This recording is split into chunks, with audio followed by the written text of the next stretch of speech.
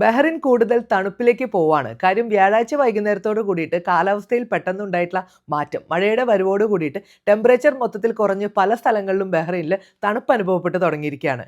ബഹ്റിനിൽ December 21 മുതൽ ശൈത്യകാലം തുടങ്ങും എന്നായിരുന്നു കാലാവസ്ഥാ വിദഗ്ധർ അറിയിച്ചിട്ടുണ്ടായിരുന്നത്. എന്നാൽ വ്യാഴാഴ്ച വൈകുന്നേരത്തോടെ എത്തിയിട്ടുള്ള ശക്തമായിട്ടുള്ള മഴയും കാറ്റും കാരണം രാജ്യത്തിന്റെ പല ഭാഗങ്ങളിലാണ് ഇപ്പോൾ തണുപ്പ് അനുഭവപ്പെട്ടുകൊണ്ടിരിക്കുന്നത്. ഇന്നലെ വെള്ളിയാഴ്ച പുലർച്ചെയും നല്ല തണുപ്പുണ്ടായിരുന്നു. മിക്ക സ്ഥലങ്ങളിലും 12 ഡിഗ്രിക്കും 13 ഡിഗ്രി സെൽഷ്യസിനും ഇടയിലായിരുന്നു ടെമ്പറേച്ചർ. ബഹ്റിൻ എയർപോർട്ട് പരിസരം, അതേപോലെ ദുറത്ത് അൽ ബഹ്റിൻ, ഇവിടെയൊക്കെ തന്നെ ടെമ്പറേച്ചർ 7 ഡിഗ്രി സെൽഷ്യസ് വരെയായി കുറഞ്ഞു. സിത്ര, യൂണിവേഴ്സിറ്റി ഓഫ് ബഹ്റിൻ, ഈ സ്ഥലങ്ങളിലൊക്കെ 8 ഡിഗ്രി മുതൽ 10 ഡിഗ്രി സെൽഷ്യസ് വരെയാണ് ടെമ്പറേച്ചർ രേഖപ്പെടുത്തിയിരിക്കുന്നത്.